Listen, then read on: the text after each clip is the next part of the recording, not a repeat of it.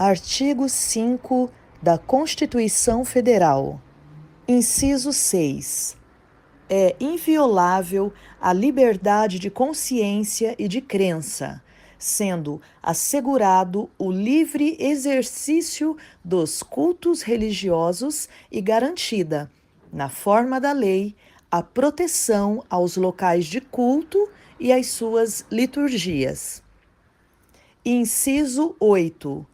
Ninguém será privado de direitos por motivo de crença religiosa ou de convicção filosófica ou política, salvo se as invocar para eximir-se de obrigação legal a todos imposta e recusar-se a cumprir prestação alternativa fixada em lei.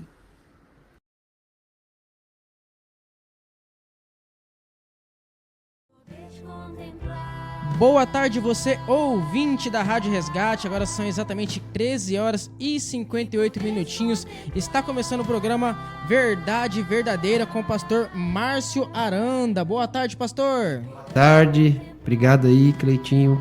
Deus abençoe a todos da Rádio Resgate. Irmãos da Igreja Cristo a Resposta, todos que estão ouvindo a gente nesse momento. Você que vai nos acompanhar no Maná Diário. Amém? Deus abençoe sua vida e que você abra o seu coração para essa palavra, para esse momento. Amém? Tem sido importante esse momento e as pessoas têm dado testemunhos, né, da palavra que tem recebido, da ação de Deus. Então, é muito importante cada momento que a gente consagre ao Senhor e venha colocar diante de Deus nossa vida, e ter um santo temor das coisas de Deus, da palavra de Deus, tá? Tenho percebido que durante, vamos dizer assim, o modernismo, né, das coisas, as facilidades das coisas, às vezes as pessoas têm confundido tudo isso e deixando essas coisas entrarem no que diz respeito às coisas do reino de Deus. Amém?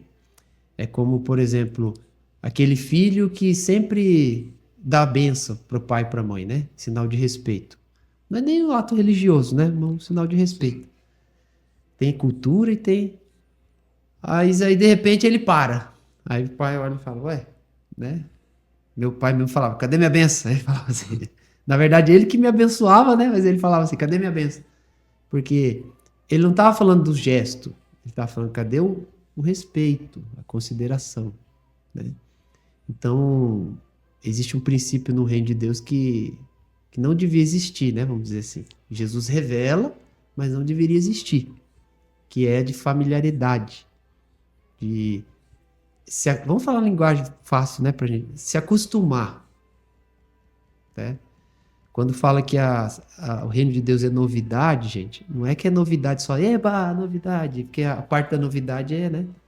Mas por exemplo, quando eu conheço uma pessoa a primeira vez, eu não tenho intimidade com ela, eu tenho respeito. Isso. Né? Porém, eu posso adquirir intimidade e perder o respeito, ou não perder o respeito. Então, as coisas de Deus são novidade porque sempre o respeito, sempre o peso, sempre tem que se renovar, tá? Mas essa foi só uma introdução, bem? Hoje estamos aqui com o pastor Francisco para trazer uma mensagem para o nosso coração e a gente vai estar meditando na palavra juntos. Amém, amém, amém. Boa tarde a todos. Deus abençoe sua vida. O Espírito Santo realmente abra os nossos olhos espirituais, que haja uma experiência com Deus, que a palavra realmente ela venha ser assim enraizada no nosso espírito de uma maneira profunda para produzir os frutos. E é muito importante o que o pastor estava falando, porque se nós não nos tornarmos como crianças, né, como dependentes, como aquele que está sentado para aprender do Senhor, nós não avançaremos. Nós perderemos a oportunidade, porque a comunhão é justamente o lugar, um posicionamento na qual você você como dependente, como servo, como filho, como ovelha, se coloca numa situação para que você possa realmente ser abençoado, ser ensinado, ser tratado pelo Senhor. Amém. E muito desse tratamento tem se perdido, como o pastor falou, por causa da familiaridade, por causa de nós esquecermos que além daquela pessoa, sobre aquela pessoa tem uma unção, um Amém. chamado, uma dotação de Deus. Então, aquela pessoa como representante do Senhor naquele momento, ela tem que ser tratada com a reverência, porque ela não vem em nome dela. Ela está ali, foi levantada, foi preparada, foram anos que Deus tratou aquela vida para que ela possa vir e nos abençoar. Amém. Então, todo contato, por mais informal que seja, nós devemos ter esse cuidado. Falar, olha, Amém. eu não posso ser inconsequente com as coisas do Senhor. E geralmente isso nós demonstramos quando nós honramos, porque a honra abre portas, a honra atrai, a honra desata. E isso tem a ver muito com essa questão. Quando nós falamos, não estou falando, eu estou olhando para essa pessoa, mas eu sei que existe um Deus na vida dessa pessoa.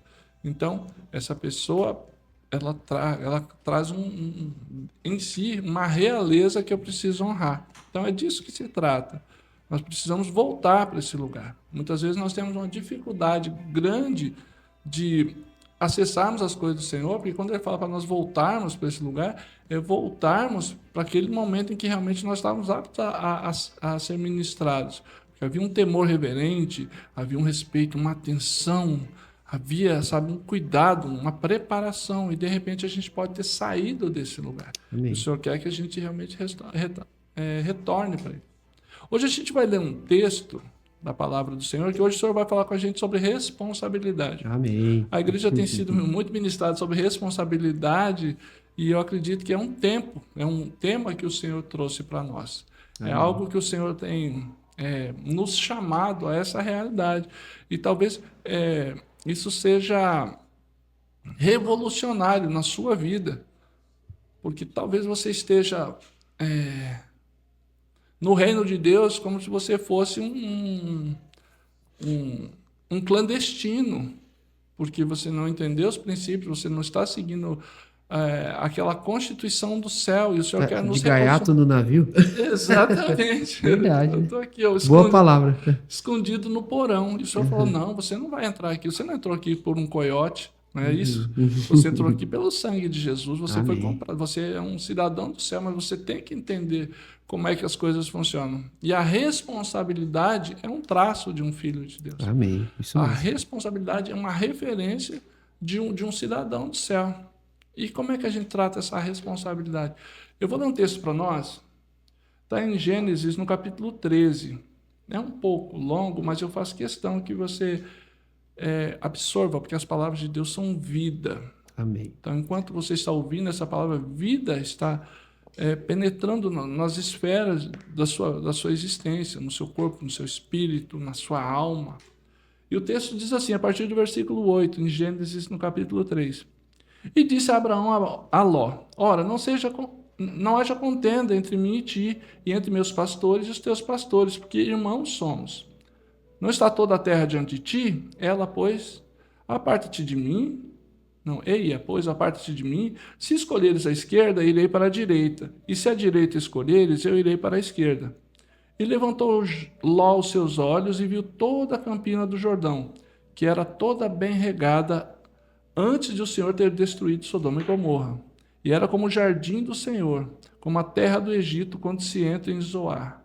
Então Ló escolheu para si toda a campina do Jordão, e partiu Ló para o oriente, e apartaram-se um do outro.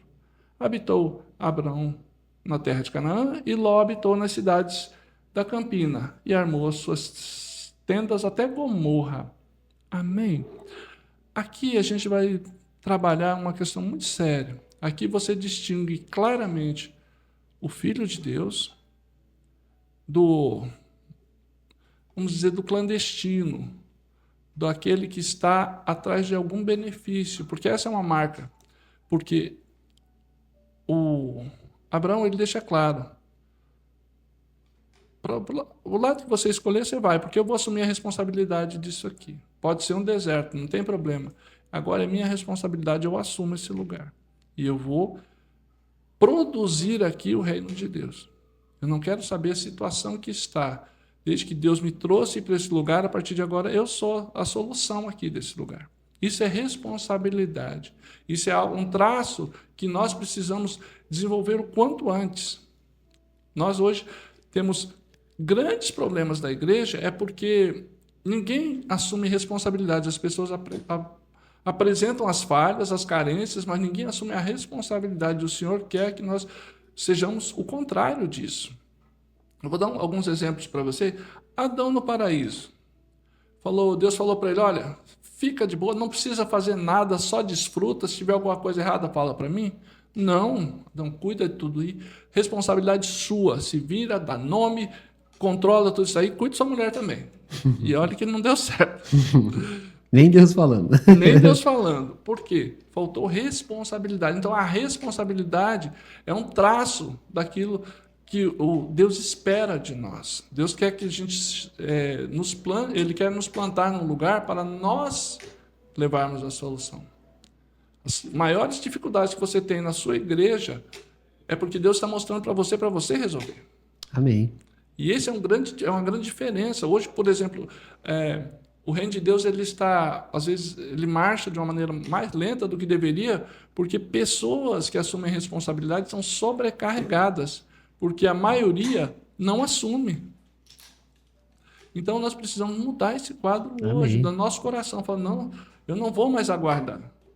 Eu não vou mais esperar a resposta. Eu sou a resposta de oração para esse lugar. Eu sou a resposta. Essa igreja tem um problema no estacionamento. Quem que vai resolver? Eu sou a pessoa. Você não vai mais perguntar. Escuta, tem uma escolinha, tem uma... Como é que é a salinha das crianças? O pessoal é capacitado? Não. Você vai falar, eu estou aqui porque eu quero ajudar na salinha. Eu quero me voluntariar. Onde é que está a dificuldade? Amém. Então, assumir a responsabilidade é a chave para um reino, é a chave para uma igreja saudável. Em todas as áreas, mesmo da nossa vida, como ministerial, a responsabilidade é a chave para tudo. Você vai ver Davi, o gigante. Davi chegou lá e tinha um problema. E ele podia ter ficado, não tem nada a ver com isso. Eu quero ver quem Deus vai levantar para resolver. Será que ninguém... Deus não vai levantar ninguém? Não, ele falou, o que é o problema? É o gigante? Então eu vou assumir essa responsabilidade. Amém. Então, esse espírito de doação, esse espírito que nos troca de lugar, de pedinte, de uma pessoa que tem expectativas, né? Todo mundo chega com uma série de expectativas quando vai para a igreja, né? Como é que é Deus abençoe. Como é que é a escolinha? Uhum. Escuta, eu quero saber o que vocês têm para me oferecer aí, como é que é a estrutura, porque eu estou trazendo minha família. Isso é um absurdo, pastor. Isso Familiaridade, né? É a inversão de valores, sabe? Nós somos os servos. Nós é que vamos servir ao Senhor. Nós é que vamos lá oferecer a nossa vida, oferecer os nossos recursos, oferecer a nossa saúde, oferecer as nossas orações, a nossa vida. Nós somos um sacrifício vivo. Então, quando nós chegamos num lugar, a pergunta é essa, né? O que está faltando? Aonde eu vou ser útil? De que maneira eu posso contribuir com o reino? Porque essa posição, esse coração dobrado é o princípio. Porque o reino de Deus não é um restaurante, né?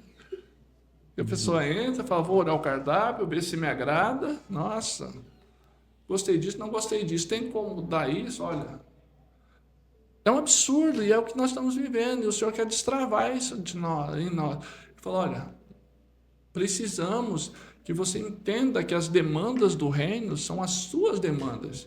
E você é a solução, você é a ferramenta, você é aquele que vai ser tratado para resolver esse problema. Você vê Neemias, quando soube de Jerusalém, pastor, como é que ele ficou? Ele ficou aos pedaços. Ficou triste, né? Mas mesmo estando numa posição de honra, né? Não precisava se envolver, estava lá no mesmo rei. Ele Tava nunca de tinha boa, ficado copeiro triste. do rei. tanto o cara fala, você nunca te vi triste, olha só que vida boa. Mas aí ele falou, queria, mas estou aqui, né? O pessoal lá vai resolver. Não, isso é responsabilidade minha agora. Deus me mostrou para mim, é responsabilidade minha. E eu vou falar, eu vou mover, eu vou buscar a solução, mas eu vou me envolver diretamente nisso. Porque o reino de Deus é isso, né? É uma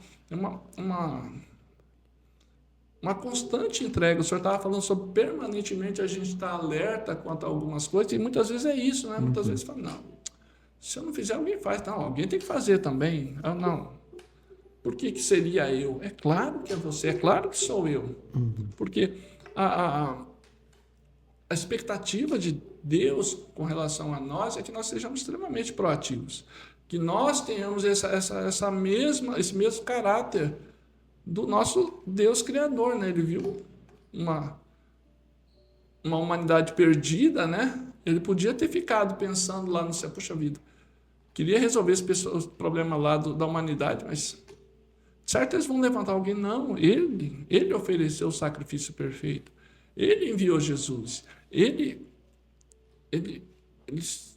sanou algo que só ele podia fazer. Mas quanto ao reino, nós somos mais que capacitados por Deus para resolver esse problema. Amém. E grande parte desse abismo que tem entre a vontade de Deus e a realidade que vivemos está justamente na inércia.